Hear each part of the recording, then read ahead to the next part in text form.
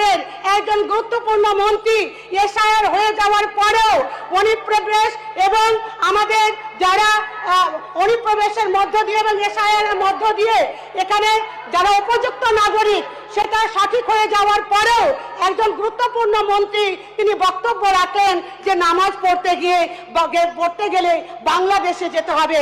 এটা আমাদের অন্তরে লেগেছে।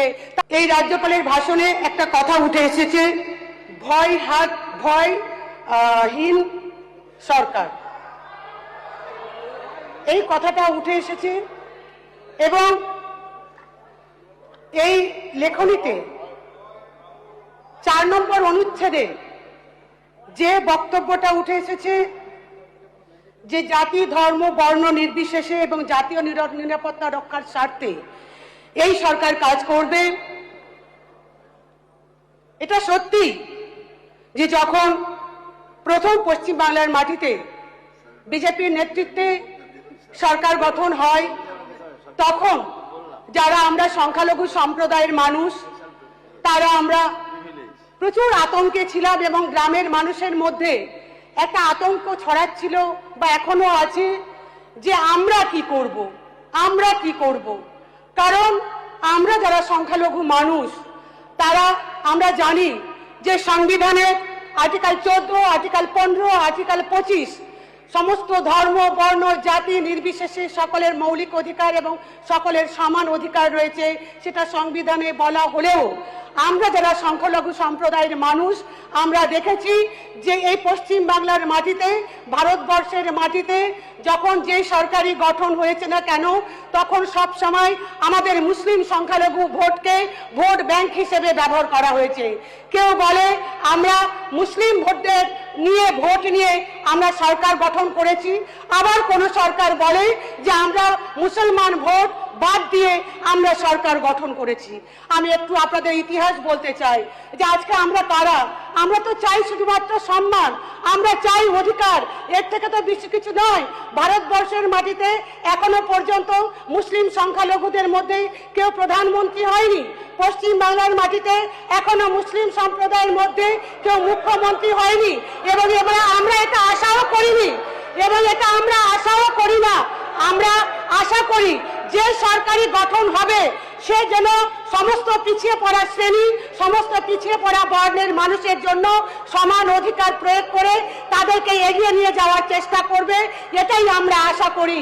কিন্তু আজকে আমরা দেখতে পাচ্ছি যে আজকে ঈদের নামাজকে কেন্দ্র করে সরকার যে সিদ্ধান্ত নিয়েছে আমরা তাকে সাধুবাদ জানিয়েছি, কিন্তু সাধুবাদ জানানোর পরেও আমরা দেখলাম এই সরকারের একজন গুরুত্বপূর্ণ মন্ত্রী এসআইআর হয়ে যাওয়ার পরেও অনুপ্রবেশ এবং আমাদের যারা অনুপ্রবেশের মধ্য দিয়ে এবং এসআইআর এর মধ্য দিয়ে এখানে যারা উপযুক্ত নাগরিক সেটা সঠিক হয়ে যাওয়ার পরেও একজন গুরুত্বপূর্ণ মন্ত্রী তিনি বক্তব্য রাখেন যে নামাজ পড়তে গেলে বাংলাদেশে যেতে হবে। এটা আমাদের অন্তরে লেগেছে। তাই অনুরোধ করব এই হাউসের কাছে এমন কিছু বক্তব্য রাখবেন না যে সংখ্যালঘুরা সবসময় তাদের নিজস্ব আইডেন্টিফিকেশনে ভোগে।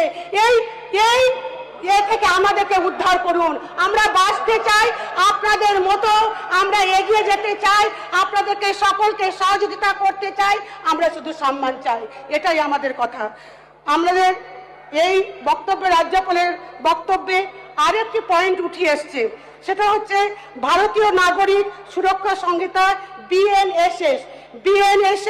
আমরা দেখলাম এখানে একটা যে আমাদের যে নিয়ম রয়েছে বা আইন রয়েছে তাতে সেখানে হাতকড়া পরানো যায় না এবং হাতকড়া পরাতে গেলে সেটা যে অপরাধী তার পারমিশন নিয়ে হাতকড়া পরাতে হয়।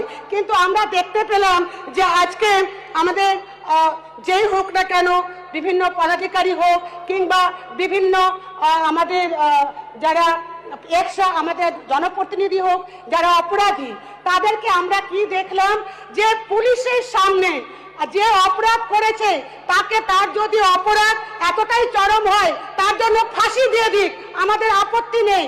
কিন্তু পুলিশের সামনে থুতু দেওয়া হচ্ছে, গলায় মালা দেওয়া, গলায় জুতোর মালা পরানো হচ্ছে। এমনকি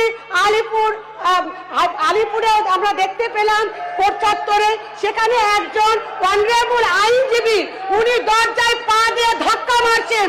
এটা কি আমাদের গণতন্ত্র? এটা কি আমাদের আইন ব্যবস্থা? এটা আমি অনুরোধ করব যে বিএনএসএস এর নামে যেভাবে আজকে সরকারের সামনে সরকারের আইনকে ভুলুণ্ঠিত করা হচ্ছে, এটা দেখার জন্য আমি অনুরোধ করব। আমি আরেকটি পয়েন্টে বলতে চাই, আমি স্বাগত জানাই এই সরকারের যে সিদ্ধান্ত নিয়েছে, যে বর্ডার এরিয়া বেড়া দেওয়ার জন্য যে সিদ্ধান্ত নিয়েছে, সেই সিদ্ধান্তকে আমি সাধুবাদ জানাই। আমাদের বিশেষ করে পশ্চিম বাংলা এবং বাংলাদেশ সংলগ্ন 2216 কিলোমিটার রয়েছে, যেটা বর্ডার সংলগ্ন এরিয়া, এবং তার মধ্যে আমাদের 8টি জেলা সেই বর্ডার সংলগ্ন এরিয়ার মধ্যে পড়ে। এবং আমরা সেই প্রায় 1070 একর জমি আমাদের সরকার অ্যাকুয়ার করবে, সেটা বলেছেন। আমি ধন্যবাদ জানাচ্ছি।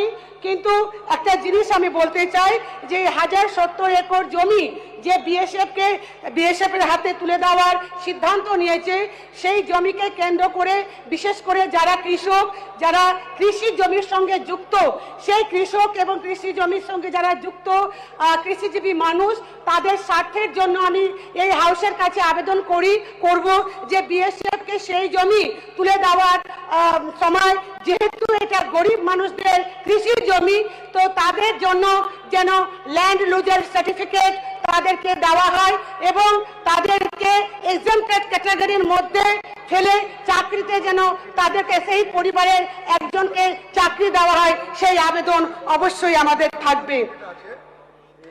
আমি যে পয়েন্টটি আরো আপনাদের কাছে তুলে ধরার চেষ্টা করব,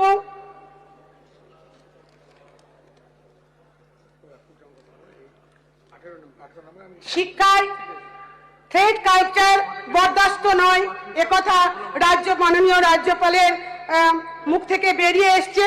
কিন্তু আমি আপনাদেরকে বলতে চাই, শিক্ষায় থ্রেড কালচার বরদাস্ত নয়, কিন্তু পাশাপাশি দেখছি প্রশাসনিক জায়গায় আমাদের বিডিও এবং আইসি চেয়ারে যেভাবে অনারেবল আমাদের মন্ত্রীরা বসছেন, সেটা কিন্তু আগামী দিনে থ্রেড কালচারের ইঙ্গিত দেয়, সেই কথাটা আমি মনে করিয়ে দিতে চাই। তাই অনুরোধ রাখবো, চেয়ার কিন্তু চেয়ার, সেই চেয়ারে বিডিও কিংবা আইসির চেয়ারে, এসপি কিংবা ডিএম এর চেয়ারে আমরা কিন্তু বসতে পারি না। তাই কোনো প্রকারে তাদেরকে দাবিয়ে দেওয়ার জন্য চেষ্টা না হয়, তাদেরকে থ্রেড কালচারের আওতায় যেন ফেলা না হয়, সেই আবেদন আমার থাকবে। আপনার 1 মিনিট। ঠিক আছে, আমি শেষ করব 1 মিনিটের মধ্যেই। আমি এসআইআর নিয়ে একটু কথা বলতে চাই। এই রাজ্যপালের ভাষণে যে ইস্যুকে কেন্দ্র করে সরকার তৈরি হয়েছে, যে ইস্যুকে কেন্দ্র করে সরকার গঠন হয়েছে, এসআইআর, সেই এসআইআর নিয়ে সরকার তো গঠন হয়ে গেছে, কিন্তু যারা ডিলিটেড ভোটার, সেই ডিলিটেড ভোটাররা যারা ট্রাইব্যুনালে গেছে, এখনো পর্যন্ত ট্রাইব্যুনালে গিয়ে কতদিনের মধ্যে তাদের সমস্যার সমাধান হবে, একটি কথাও এসআইআর সম্পর্কে এই রাজ্যপালের ভাষণে নেই। আমি কিন্তু এটা স্ট্রংলি আমি বিরোধ করছি। अगर आपसे ईएमआई नहीं दी जा रही है तो कम से कम अपना